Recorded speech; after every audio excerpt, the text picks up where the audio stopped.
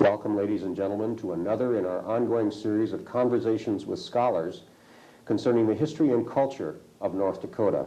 My name is Larry Remley, and I represent the State Historical Society of North Dakota as your moderator during these sessions.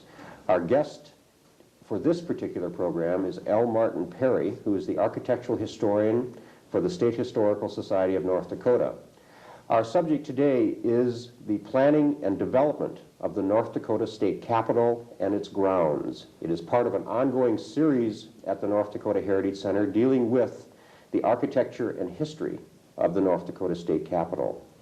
The series is funded by a grant to the State Historical Society of North Dakota from the North Dakota Humanities Council, and once again we are continue to be pleased that the Council supports these efforts.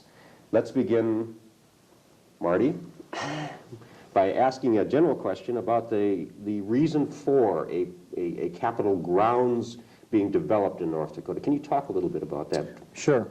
From the beginning, state's government started out very small and gradually grew and expanded.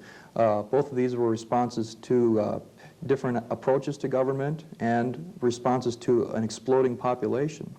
When the state was, first of all, a territory in the early 1880s, the population was close to about 40,000 people. By 1920, the population had grown 17-fold, reaching over 600,000. This people crunch required a vastly expanded administrative staff to be able to accommodate the growing numbers of people. So we had a situation where expanded services were required just to handle the additional burden of state government. When the state had started with so few people, the primary building of state government, the Capitol, was sufficient to accommodate those needs. And because of that, the Capitol grounds were a very simple and simple place. It didn't really require so much of the construction, so many of the features and buildings that the site is populated by today. But once the government had to grow to facilitate the administration of services, it required a whole host of additional buildings and spaces to be able to serve those needs. Thus, the people responsible for the planning of the grounds had to find a way to fix in a very dignified way, in an appropriate way, additional buildings to the grounds. So development of a Capitol grounds complex in this and probably in most other states depends upon not only the needs of the bureaucracy, but also on the symbolic value of the grounds themselves. Yes, that's absolutely right. And that's a good point to characterize the difference in the history and the grounds, the way that they developed. The first portion of the Capitol grounds development from approximately the 1880s until about 1920 was much more haphazard, more spontaneous placement of buildings. It was as if the immediate needs were primary in the mind of the people who were responsible for planning the grounds. They were maybe less concerned with the idea of symbolic meaning to the people. Where after the 1920s, the state's officials became more aware of this symbolic nature of the grounds, that people of North Dakota felt represented by the structure, the Capitol, and the surrounding buildings. And they took steps to enhance the effect, to help North Dakotans both have a government that functioned as a government, as a bureaucracy, but at the same time was something that they could be proud of, something that represented their ideals and hopes and aspirations. So the grounds themselves then represent not only the aspirations of the people, their bureaucracy that they establish for the government that they choose to support, but they also represent, more than that, a symbolic reference for the entire nation in terms of what North Dakota is and what North Dakota hopes to be. Yeah, absolutely. Hardly a day goes by once the snow has melted off of the mall around the Capitol in late May or early June, finally when that's gone. Hardly a day will go by when an out-of-state car will pull up onto the mall, the driver will jump out and snap a shot of the building, almost as if that was the prime reason for coming to North Dakota. It's always been a curiosity, what about this state with a capitol that has no dome and a building that's laid out not symmetrically like other state capitals, but has this big business tower and a smaller building off to the side for the legislature. It really is something that has caught the attention and maybe has an appeal to people outside of the state, and it tells them about North Dakotans and becomes a point of curiosity, but also a one of intrigue, something that pulls them to this state. And it does. It does in some way characterize North Dakotans as a breed apart. Can we talk a little bit about the symbolic meaning of the grounds and the symbolic meaning of the Capitol itself? What does this Capitol say about North Dakota? Well, first of all, we could look at the building as an architectural or an aesthetic creation. And through an investigation, primarily a scholarly kind of look at the grounds, we could look at some of the drawings that were completed from the very beginning of the project to construct the current Capitol. And notice there was an evolution and a decline in the amount of architectural or artistic elaboration on the building. So what you have from the very beginning is a more traditional approach to a Capitol, where it's a symbolic expression and an artistic expression, some special building that's set apart for the people. And we see then from the Capitol construction process a growing concern over the amount of cost expended upon the building. That cost became greater and greater, so that to fit within the budget, the $2 million which were appropriated for the building, the commissioners who were in charge of the construction project had to strip away this artistic elaboration, primarily which was located on the building's exterior. Now they could do this because it didn't require any structural changes to the building. Most of the architectural elaboration, as is true on most buildings, is an applied sort of thing. It isn't something that's integral to the actual structural capabilities of the building. So we see in a declining artistic expression on the building's outside a representation that economics is a very important character and concern of North Dakotans.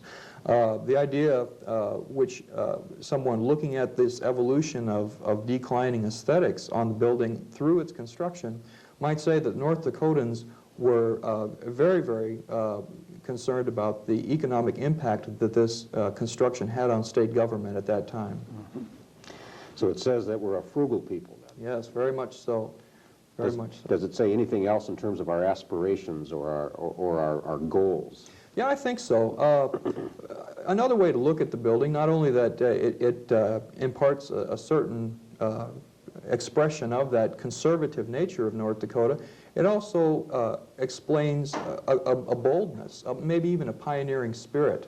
You know, the Capitol Commissioners, who were largely in charge of designing, helping design the building, guiding the architects to achieve the appropriate design, knew that they just couldn't construct a Capitol that fit this traditional mold of a building with a dome rising up in the air, the classical symbolism of the columns in the front and the very symmetrical facade. They needed a building that was much more useful, and they were willing to go ahead and break with that tradition of the 19th century Capitol and construct a building which was very useful, very space efficient. In doing that, it also speaks of not only this conservatism of the state, but at the same time a boldness, an ability to look at a project from a new, maybe a more practical perspective, but to go ahead and take that leap. And not only does it, well, I'll cut it there. Well, a boldness and a willingness to take the leap, then, in other words, we are not only a pioneering spirit, but we are a pioneering frontiersman-like state. Right. Basically new people in a new land. Well, let's talk about the beginning of the grounds itself and the development of the Capitol itself. The first North Dakota Capitol came here in 1883. How did it get here? That's right. The original territorial capital location was in the southeastern part of the territory, in Yankton. When Congress established the territory in 1861, it made sense to locate the capital in that part of the territory, simply because that's where most of the people were. People had come into the territory from the nearby states of Minnesota and Iowa, and placing the capital for the territory in Yankton allowed for an easy commerce and doing business in state government, or at that time territorial government. But within 20 years, the Northern Pacific Railroad had cut across the northern part of the territory, and it brought with it a lot of different things. Primarily the bonanza farming, which the Northern Pacific had promoted so heavily, brought a lot of settlers in and a lot of capital at the same time, dispersing both farmers across the territory's northern half, as well as pumping a lot of money into the economy. By the early 1880s, it was clear that doing business down in Yankton, which wasn't served by a direct rail route for the people living in the northern part of the territory, it was very inconvenient to conduct business on a bi-yearly basis to help, to become active in the political life of the territory. In the early 1880s, there was a political movement afoot to remedy this situation, and just really to make another pioneering move to change the capital, to put it on a more practical and pragmatic basis, probably in some towns served more centrally and more directly by rail service. In 1883, a bill was introduced to the legislature. Governor Ordway was behind it, and that was to relocate the capital removal bill, as they called it. Ordway picked up on the political sentiment of the times, not only to help stabilize his political future by lining up with one of the groups that probably looked to succeed in undermining the political establishment at the time, but he also hoped to gain from moving of the capital and help direct it to one of two cities where he owned large tracts of land. He owned land in two cities which ultimately became state capitals, Bismarck and Pierre. So he hoped that one of those two cities would be named the new capital for the territory, and when the land values within the towns rose because of all of the construction work and business associated with state capital and territorial capital, that that he would stand to profit from sale of lots once they were divided. So there was a great economic and political motivation in the early 1880s to bring the capital to Bismarck from Yankton. Who was the main mover in the removal effort? Ordway was important in this. He gave it kind of a stamp of an official stamp of approval because he was representative of the government at the same time. Also on the commission, the removal bill of 1883, which finally passed the legislature, established a 9-man commission. Actually named them in the law rather than having the governor appoint them, so that the president of the Board of Capital Commissioners at that time was Alexander McKenzie. McKenzie was one of the early political bosses of North Dakota, and it was largely through his efforts, again, his power on the board and helping influence their decisions, brought the capital to Bismarck, which was his home at the time. Mackenzie was also, as I understand it, a paid agent of the Northern Pacific Railroad. Would you speculate for a moment about how much influence the railroad itself had in the capital removal? Well, that's something that I could only speculate on, but I can imagine that it was certainly great. I don't think that period of our history is known as one where people were as honest as could be, and there was a real separation between private interests and public interests and political interests. That the Northern Pacific Railroad stood to gain immensely from increased traffic by helping aid the effort to relocate the capital in a town along their own line, which Bismarck was. So there were primarily economic concerns with regard to removal of the capital to Bismarck. Undoubtedly, undoubtedly. How did the capital get built, the first North Dakota capital? What was the process? Okay, the capital removal bill established a lot of different requirements or a lot of steps in this. It wasn't simply the choice by the commissioners to switch the capital from one city to another. It also had built into it a device which allowed different cities to compete for the honor of being named the capital. One of these, the requirement for each of the cities that wanted this honor was to forward $100,000 in payment and 160 acres along with the grant of money. The 160 acres would be the site for the new capital building, and two, it was intended that a lot of that land, which would not be necessary for capital grounds per se, could have been subdivided and developed into lots and streets and blocks, something that could have been divided up and sold to speculators, creating a kind of quasi-public and private collection of residences, maybe some commercial spaces. So it would be with this original $100,000 grant and the sale of the lots remaining outside of the immediate grounds surrounding the Capitol from the 160 acres that the Capitol Commissioners hoped to finance the construction of their building. And when they finally established Bismarck as the new Capitol, they set about to plat the land. They platted it and named it Capitol Park Addition to Bismarck and carved it up into about 1,000 different lots. So they guessed at the price that they affixed to each one of the lots to gain about $200,000 by selling them all. So with the original $100,000 grant and the additional $200,000, they figured to be able to build a Capitol for $300,000. So there was, at the beginning, a melding of private commercial enterprise with public facility, or public needs would probably be a better way to say it, with regard to the location of the Capitol itself. Right. How did they choose, why did they choose Bismarck specifically, when they had bids from all of these other places? Yeah, they had a lot of bids from people, and some of the cities got a little creative. They didn't stick to this minimum amount established by the Removal Bill of 1883. That was that they had to offer $100,000 and 160 acres. Some cities offered $200,000, as much as that, to tack on to the land grant. Bismarck stood itself well by offering the most amount of land. They doubled the 160 acres and offered 320 acres, which is a half of a square mile, in addition to their $100,000 grant. And that stands as the greatest amount of land offered by any city vying for the competition. So we might look at that in addition to McKinsey's role in relocating the Capitol and placing it in Bismarck, as Bismarck's contribution weighing heavily in the decision. And too, the offer of land might have been even more attractive because I think at the time, commissioners were looking at the financial value of the land, the speculative attractiveness that land might have had to developers who wanted to erect this little community snuggled up to the Capitol and charge quite a few dollars for these lots.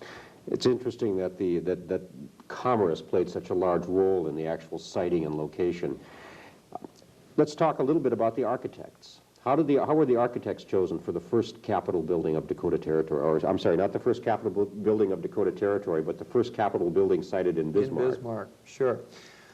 The commissioners, thinking that they had $300,000 to play with after they would have sold just the first 160 acres from the land grant, advertised in newspapers, calling for architects to submit plans, and they had simply an architectural competition. This was a real typical way of selecting architects and the winning design within the competition.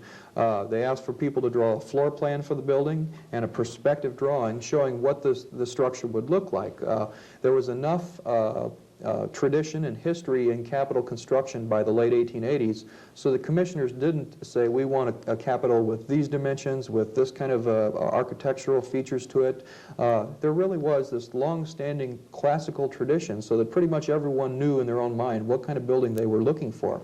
So the Capitol Commission sent out an advertisement calling for architects to just send in designs for the building, something that would cost about $300,000. Now, they did something a little different, though, and it ultimately helped them in the end. They asked for the architects to send in the grand vision of the building with all the wings and the dome and the ceremonial entryway with the columns and all of the decoration. And they asked them to send in a second building, which would have been a lot simpler and something that if they ran out of funds, for instance, or might have come up short in some way, who knows, that they could fall back on. They asked for a separate drawing, a second drawing to be submitted in this competition, which would have been just smaller without the wings, without the dome or the special entryway. Who finally won the competition?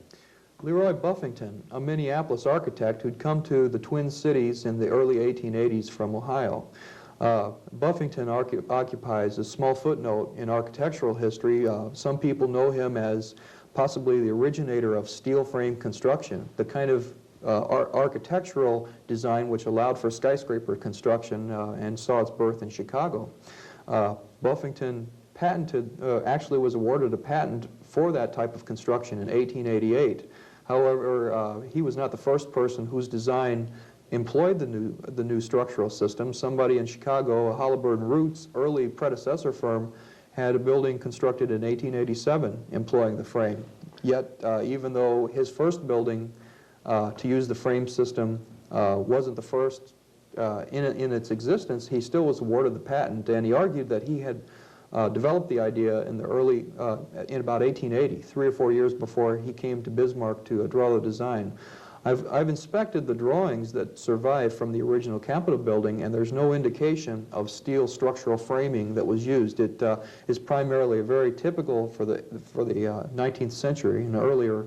That is, it's a masonry load-bearing wall structure. The weight of the walls are carried on the walls themselves, rather than having a skeleton of steel frame around which the bricks could be laid or any kind of material, because it was the steel frame that was supporting the building, not the bricks, not the outside material. So the original Capitol, although designed by a pioneer in steel frame construction, didn't have any hints of that I have been able to see in drawings that it was one of these newfangled experimental steel frame buildings. Do you suppose that this return to tradition in the design of the first Capitol building in Bismarck represented an attempt to establish Dakota firmly within the American tradition as a whole? Yeah, very much so. And that would have been a very important thing for people in this new town, Bismarck.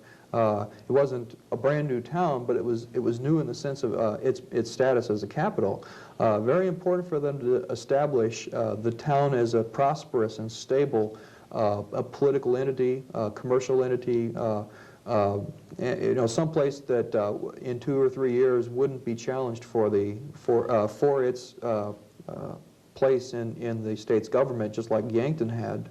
There might have been the feeling that had Yankton developed a building so expensive and so elaborate as the territorial capital that was designed for Bismarck, had Yankton a building like that, maybe they wouldn't have lost the capital. These buildings themselves carry a lot of weight, both for tradition and for the expense of vacating such a structure. The people think, what a waste.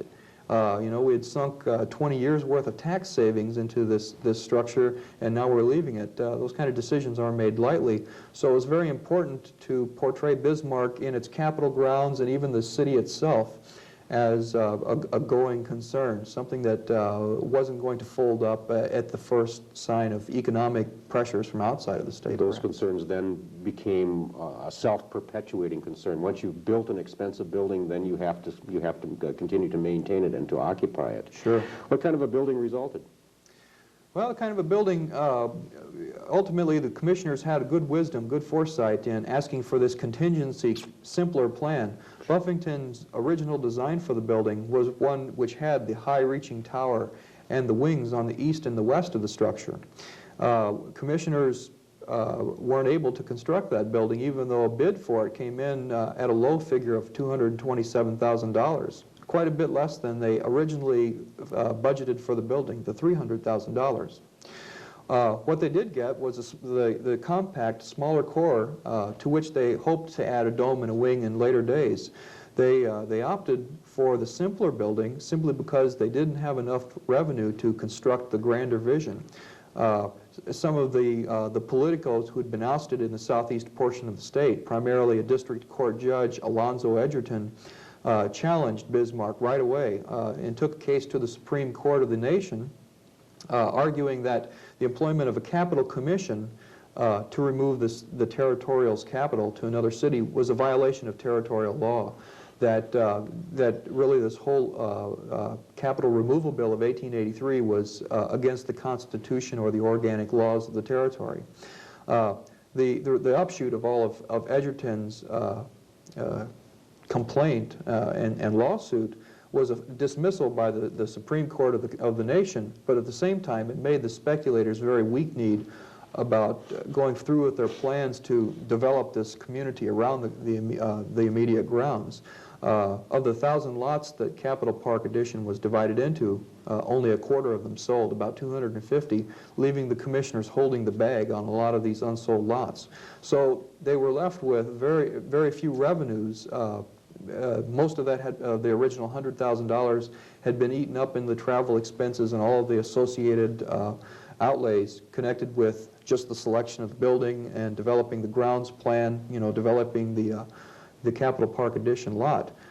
So what they were left with was a very smaller sum than they anticipated for the construction of the building. And in fact, the structural contract was $97,000, and it was won by a Bismarck fellow.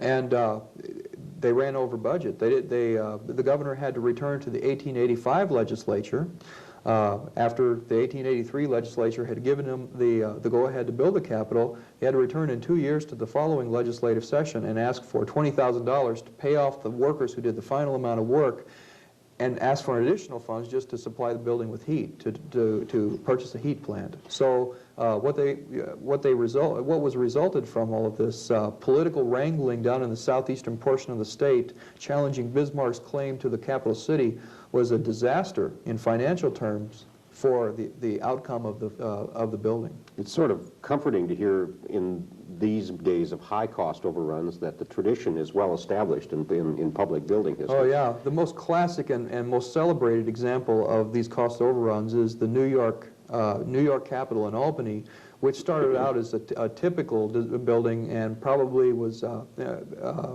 appropriated for $2 or $3 million.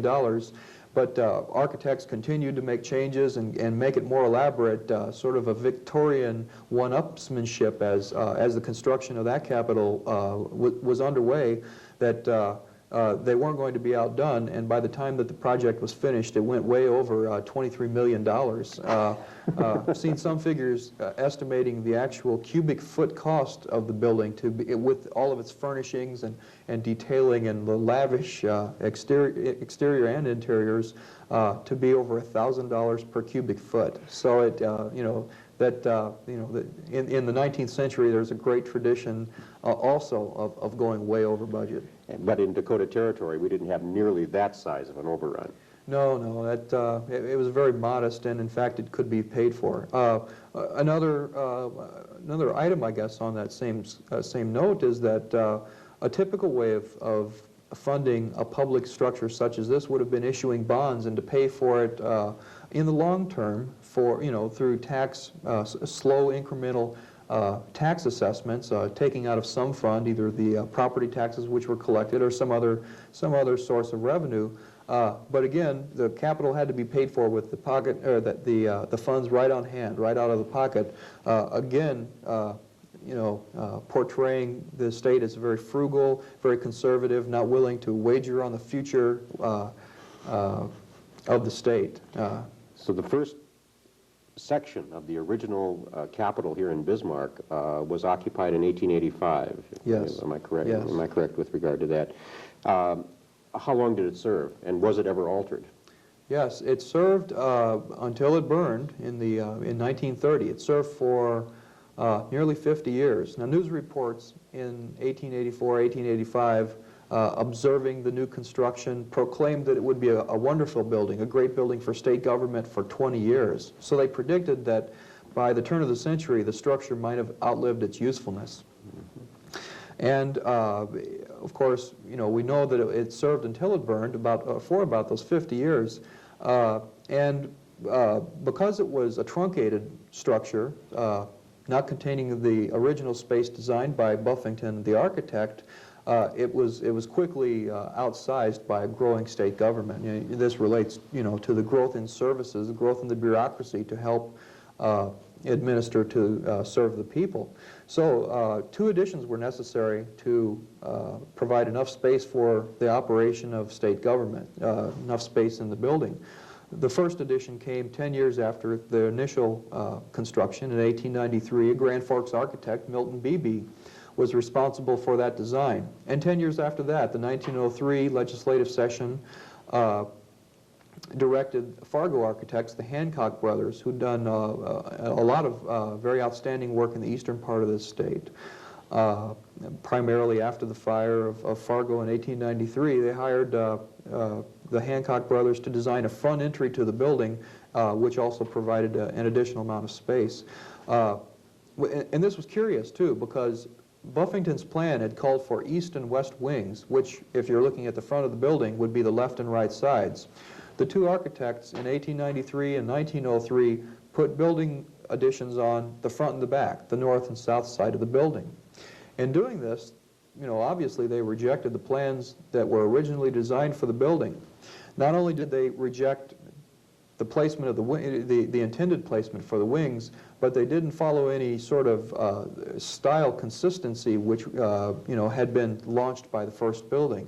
They, as many architects do, had their own egos and wanted to put their own stamp on the building, and so designed styles which were current, which were fashionable the day that they were built.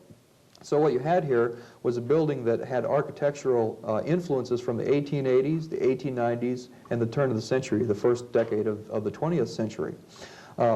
When you look at it in that respect, the building becomes a three-dimensional architectural competition.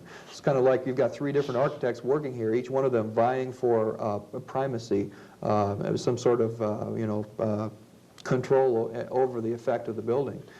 And the net result was a very traditional sort of Capitol structure. Pretty much so. It didn't have the dome. It was never something that they ever got around to building. Again, that would have been something that was just unaffordable and not used. It could have been afforded, but it wouldn't have provided any space for offices. So it goes back to that conservative and more frugal nature of the people responsible for making those decisions.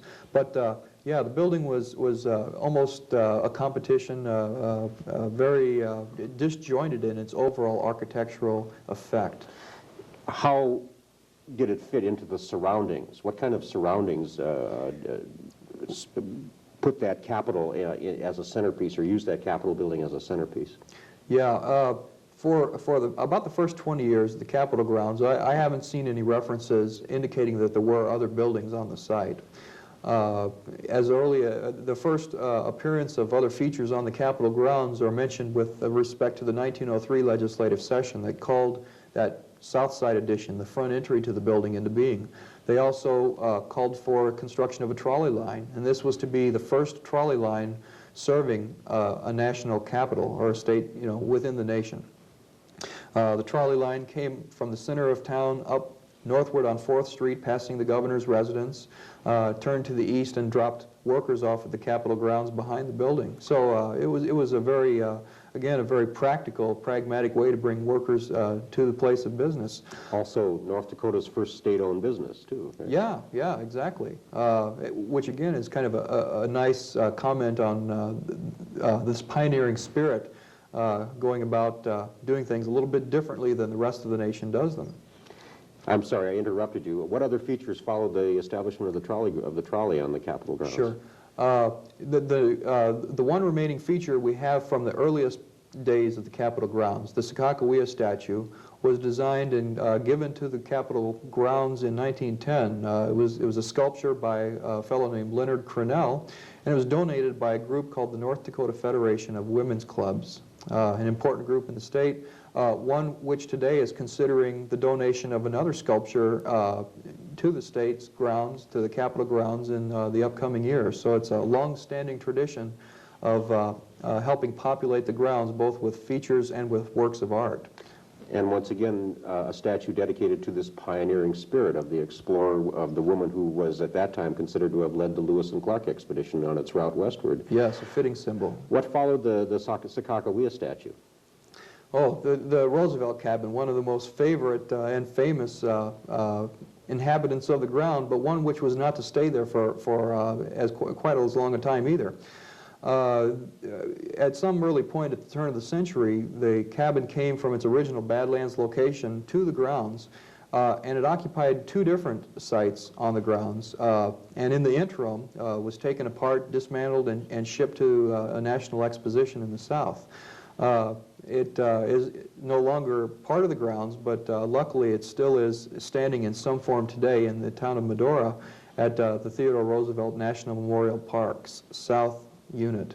Again, a part of this commemoration of the pioneer heritage. Absolutely. At one time, was there also not an earth lodge on the Capitol grounds? Yeah, that came a little bit later. During the year that the Capitol burned, about 1930, they were laying that out. And it's no longer standing, of course. It was designed and built in the 1930s.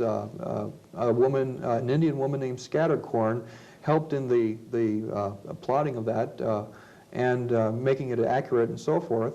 We don't have really any evidence on the Capitol grounds of that feature today, but we have buildings, or we have earth lodges which follow that same design at Fort Abraham Lincoln, or Honest Land Village, just south of Mandan.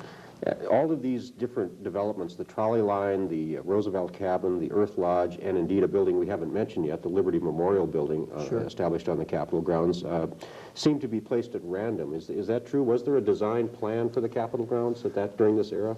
Until 1920, there was not. The first plan that I've seen for the grounds it was developed in 1914. And I would use that date as possibly the time when the people who were developing or were responsible for the growth of the grounds stepped back and said, well, we've got a collection of things here. We've got these symbolic buildings like the Sakakawea statue and the Roosevelt Cabin. We've got a few service buildings too, which were located out of the way of the vision, an ice house, a carpentry shop, a heat plant for the structure. But they began to realize that there was a collection of items on this grounds, and they were beginning maybe to lose control of them. And without a plan in hand, future growth on the site was really going to be very haphazard and begin to look amateurish. In 1914, that plan might also have been developed to sit back and say, well, if we are going to build a new Capitol, by that time the structure was more than 30 years old and quite well on its way to obsolescence. They needed to have a sense of where this new Capitol might go. So things progressed with that urgency in mind to the point where in the 1919 legislative session, the new building, which you mentioned, Liberty Memorial, designated as a way to honor the contribution that North Dakotans made to the First World War, was intended for the grounds. Now, it was not only a memorial building to honor that effort, but it was to provide office space, to allow some of the offices to move out of the ever-shrinking original Territorial Capitol building. The Historical Society was one of the first tenants of the Liberty Memorial, as well as the Supreme Court, the Adjutant General, and the Library Commission. So there were 4 state offices given extra room for in this new building. So it had both that symbolic function and a very practical, functional role. When they authorized the building in 1919, they conceived that it would be a structure pretty large in size, and because of that, it would have formed a great competition with the original structure, the primary focus of the Capitol grounds, the Capitol. So to alleviate that competition, that vying again for architectural predominance in its visual impact, the Capitol grounds maintainers, who at that time were the Board of Administration, hired a Minneapolis landscape architect firm, Morell and Nichols, to come up with a master plan not only to site the new building, Liberty Memorial, but also to devise a whole scheme which could be used in the future to plot the placement of additional buildings on the grounds. They intended a very classically designed scheme with a very typical design for a Capitol, with the wings and the dome and the columns, which you can see only in a floor plan of the building, sketched on their landscape plan. At the very center at the north, where it stands today. In fact, the site for that building is not the same site as the Territorial Capitol, but about a stone's throw to the north or behind that original building. So they conceived a very formal and classical arrangement of structures around this symbolic mall. The mall, of course, patterned after the National Capital Washington, D.C. Mall between the Washington Monument now and the U.S. Capitol. So they conceived a very formal and traditional grounds. They conceived a classically designed both Liberty Memorial Building and Capitol, and interestingly enough, across the mall from what was to become Liberty Memorial, another building, the Temple of Justice. So they had a very grand scheme for much later development of the grounds, and it affected the growth for the next 45 to 60 years. And basically, that was the plan that established the mall that we presently enjoy here in North Dakota. That's right. That's right. However, again, economics bears itself upon the plans for the development so critically. The original cost for Liberty Memorial Building, the original appropriation was $200,000.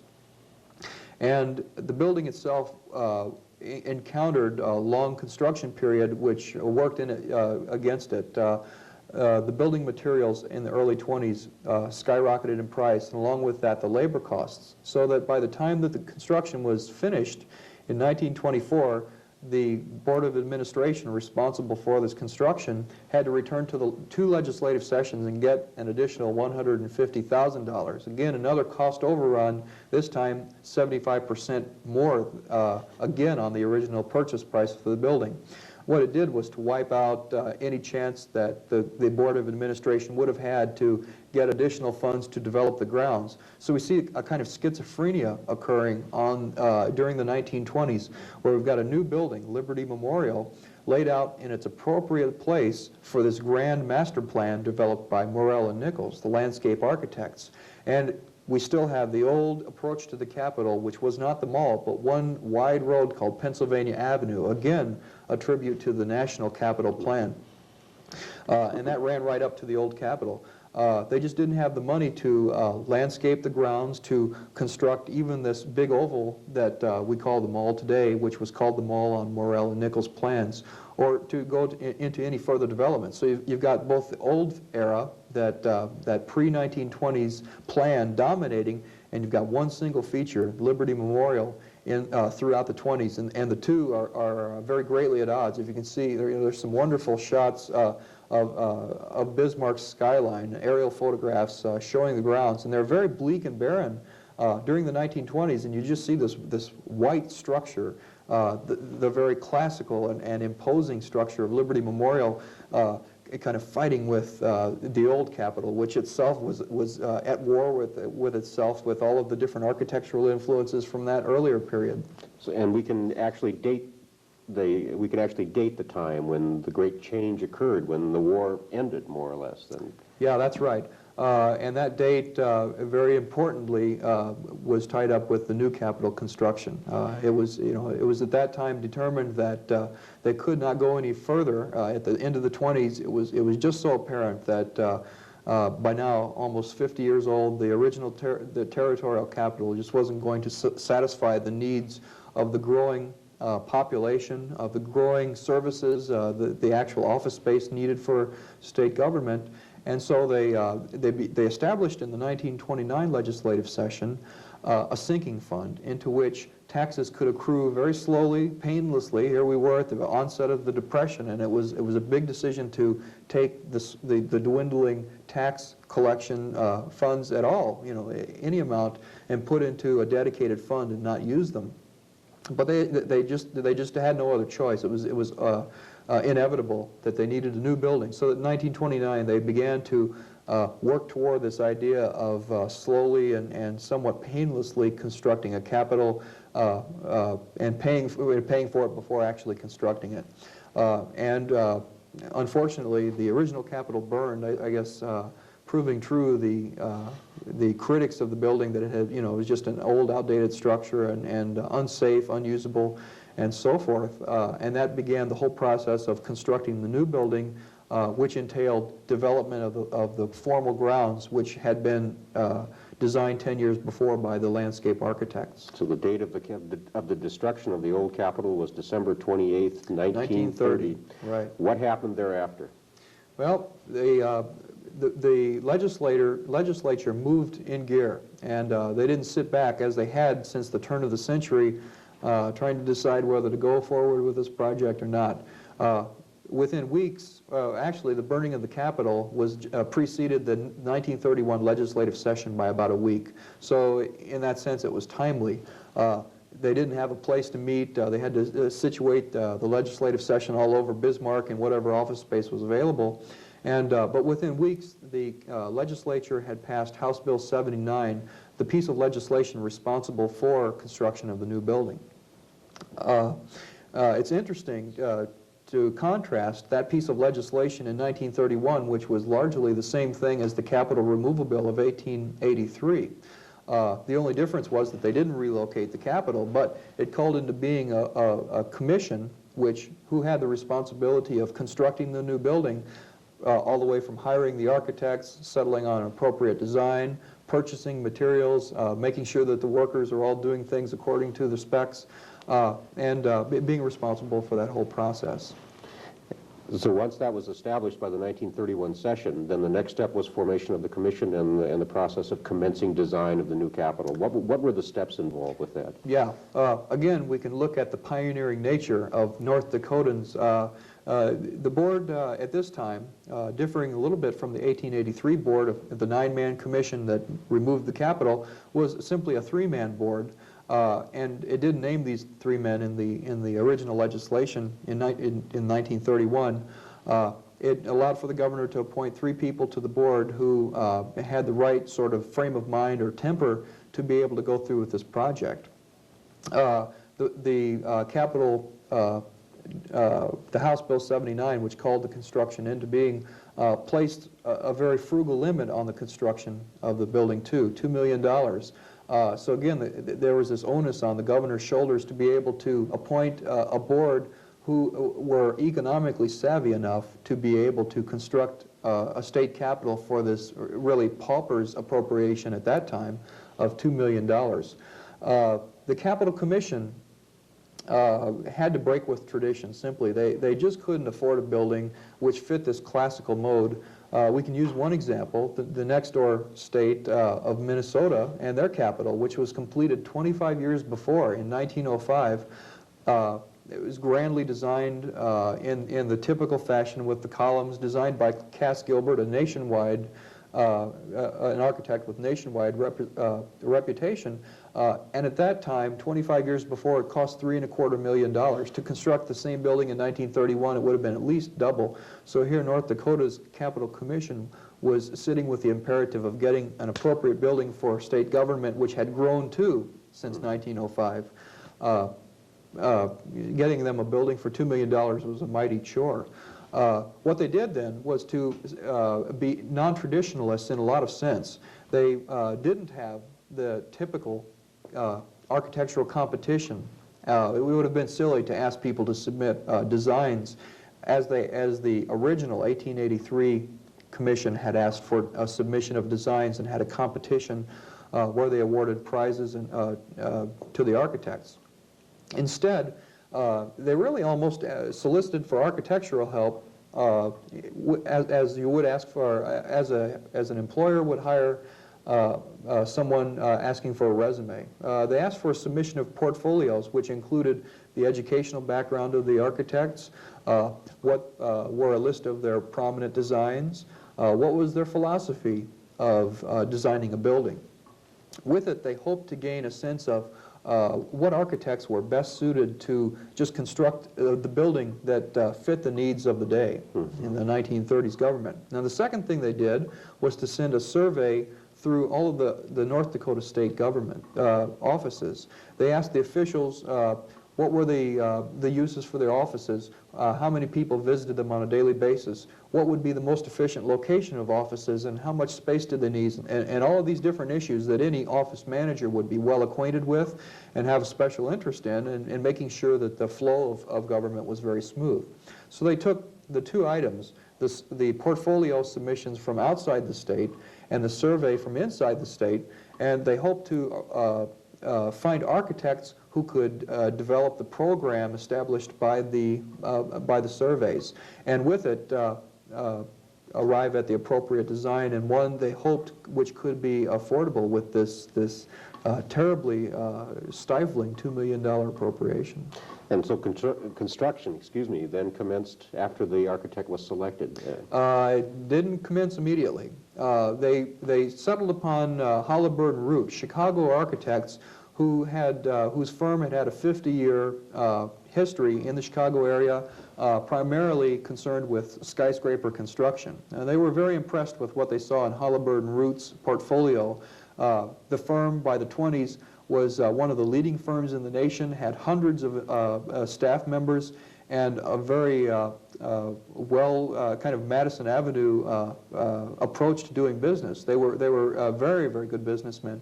And this portfolio had slick pictures of their most recent projects, showing high-rise skyscrapers in Chicago, which were just breathtaking. They're still breathtaking even today, because Chicago at that time was not as built up as it is today, and these buildings just stuck out like monuments on the skyline.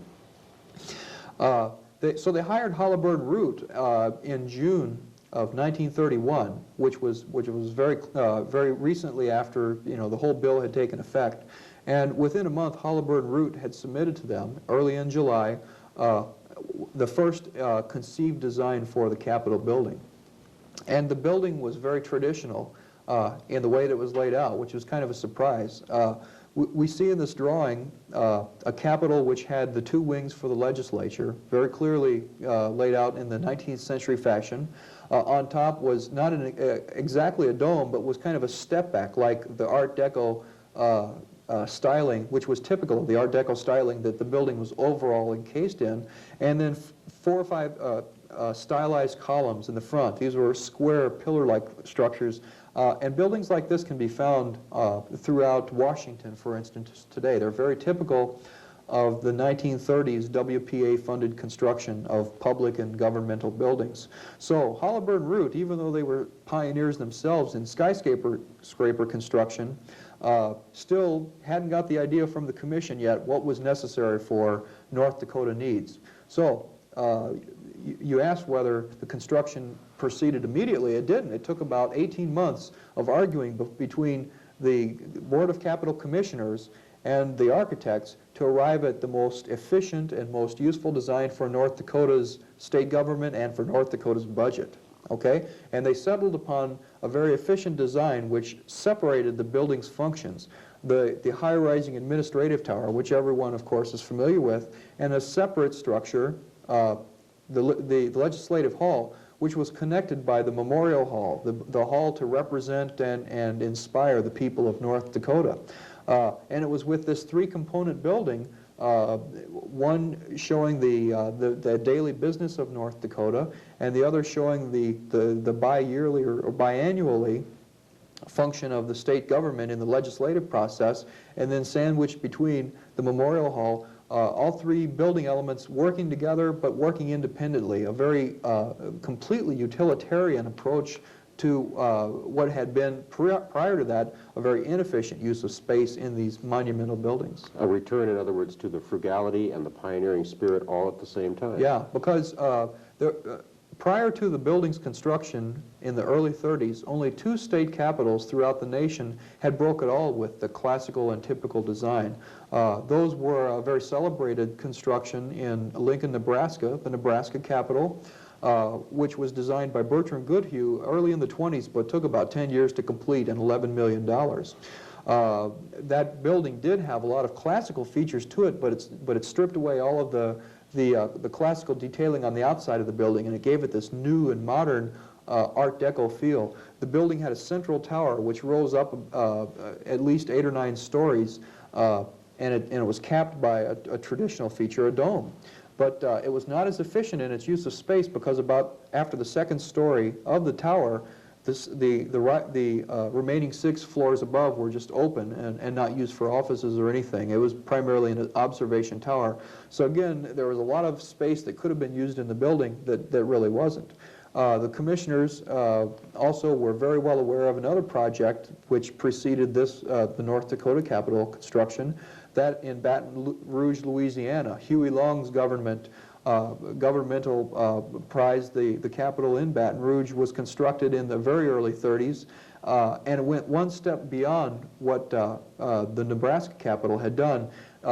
Had a very formal and symmetrical exterior. Again, that's owing its debt to the 19th century Capitol tradition, but it had the same tower as did the Nebraska Capitol, but it used the office spaces of each one of the floors, so a much more efficient use of space.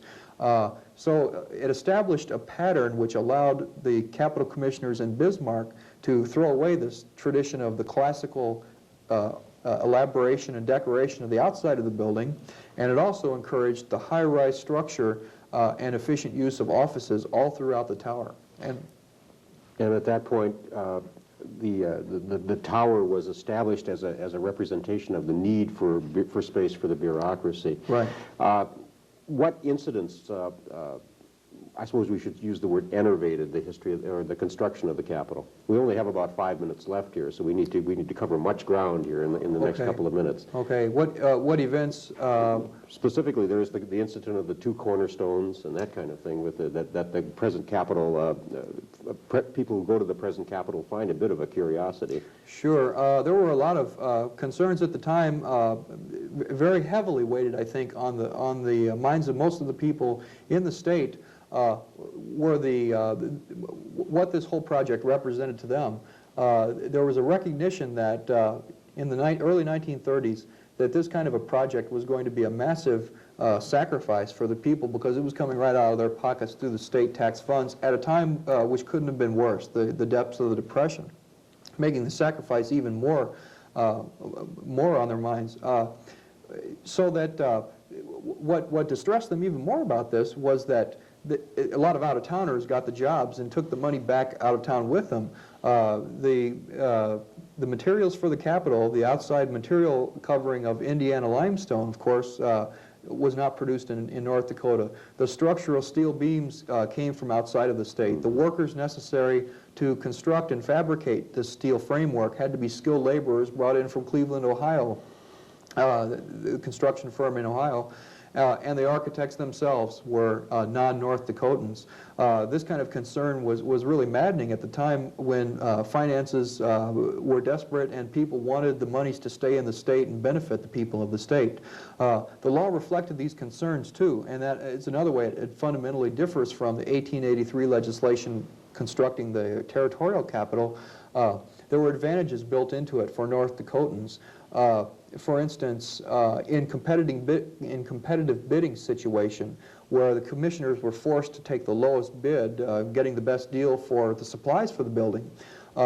In a case where the lowest bid could have come from outside the state company, for instance, for labor, the North Dakotan bidder in that situation would have been given a 5% advantage. That is, if his bid came in 5% more than the lowest bid, he was still awarded the job. So this was a way that the legislature tried to give the people of the state a break, make sure that as much of the state's money could stay within the state too.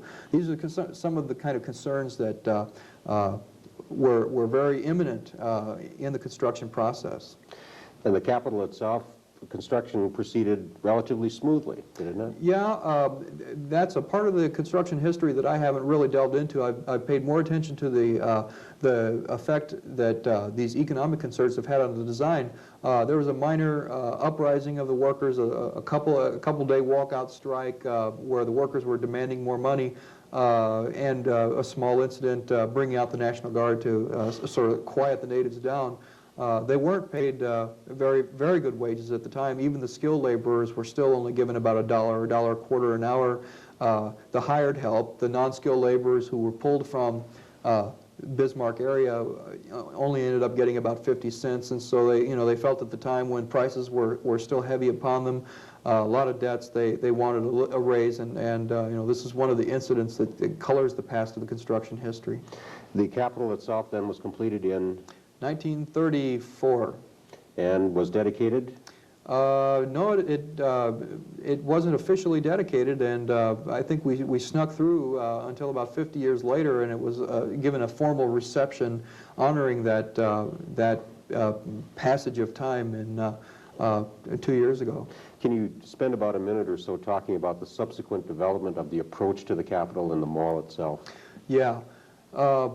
The plan developed in the 1920s, which ultimately became the game plan for the next 45 years, really was so far-sighted that it didn't become obsolete, or it wasn't found inadequate until the mid-60s. The primary impetus for developing a new plan in the mid-60s was the location for a new building, just like Liberty Memorial in 1920, the Highway Department building, which sits between the Capitol and Liberty Memorial on the grounds. In 1965, it was felt that a new plan was needed simply because architectural styles had passed beyond this affection for the classical formality, and it just wouldn't be right to construct a building according to the very formal and classical plan from the 1920s. Barton and Ashman, landscape architects, in 1965 developed a new grounds plan, but one which didn't throw out the baby with the bathwater, but instead accommodated as much as possible this 1920s ground plan. And we see some of the effects of that plan even today. It helped locate the Heritage Center in the old historical park from the 1920s, and really makes it a nice, consistent ground plan. We see a lot of consistency from 1920 and even until today. So the development of the Capitol grounds proceeded very naturally, one might assume, from the needs of the people, from the beginning of the old Capitol into the modern era. Right. Ladies and gentlemen, we have to cut this discussion short.